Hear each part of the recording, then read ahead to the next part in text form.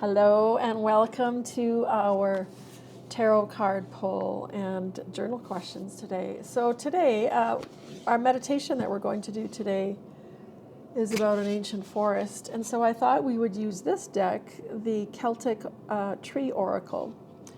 And interestingly enough, the card that I pulled was birch. And birch is really interesting for a couple of reasons. Not only do I have a lot of it on my land, but it's also associated as a pioneer species because birch thrives after a disturbance, making it a symbol of resilience, rebirth, and new starts. So I'm just going to read what it says in the book here to give you a little bit more insight onto birch and its significance.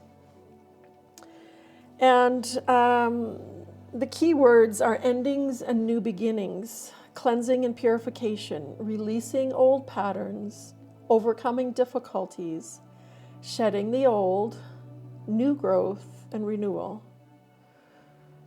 And so, given that what we talked about, 2025 ending being a 9-year, moving into a new year, a 1 year, this really makes sense.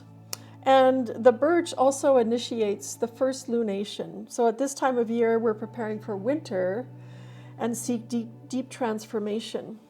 So this is the perfect card for us to have drawn at this time for our Yule. We honor the crone aspect of the goddess. Although crones are harbingers of death, they are also responsible for birth and new life. They are our midwives. After a period of emptying and releasing old patterns, acknowledging disappointments and regrets, and embracing our achievements, we listen carefully to the quiet voice within and set our intentions for the year to come.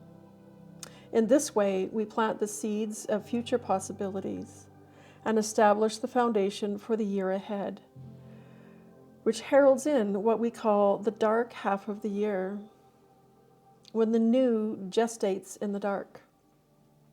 Birch will also help in the peaceful resolution of conflict. She provides a higher perspective and spiritual understanding. She will return you to a state of innocence and non-judgment. And so I couldn't have picked a better card from this deck. And no, I didn't do this on purpose. It was the first card I pulled. Because it's really talking about exactly what we're doing at this time of year. So the questions that you're going to write in your journal to write about after your meditation is about acknowledging your disappointments and your regrets, those seeds that perhaps you planted for the past year that didn't come to fruition, that maybe were too weedy and needed to be cleared out. What are those disappointments and regrets? But then alongside that, write about your accomplishments, your achievements, all the things that did go right in this past year, that were good, that were excellent, that you can celebrate those achievements. And then, of course, at the end of this session, we are going to burn one of your intentions. And because we did our 13 intentions prior to starting the 9 days, don't feel that you can't go through your intentions and tweak anything, but the day that you burn, you don't look at what intention you're pulling. You just reach into your box, your container, without unfolding it, without looking to see what it says, and you burn it. Okay, so I actually drew 2 cards from this deck, and I found this one interesting because it's mistletoe. Actually, it's heather and mistletoe together on the same card. But very serendipitous for the season regardless. And so the key words for this card are healing, spiritual development, which we are doing, making contact with spiritual dimensions, which you'll do in your meditation, fertility, solid foundations, and the spiritual path, all about healing.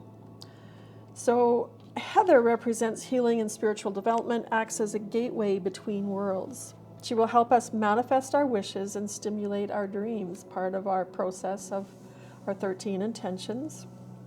She is protective and promises good luck. Mistletoe is known as the panacea and represents the invisible life essence shared with its host, which is the mighty oak. It grows on the oak. Thus, this plant brings in the essence of divinity and supports survival and immortality.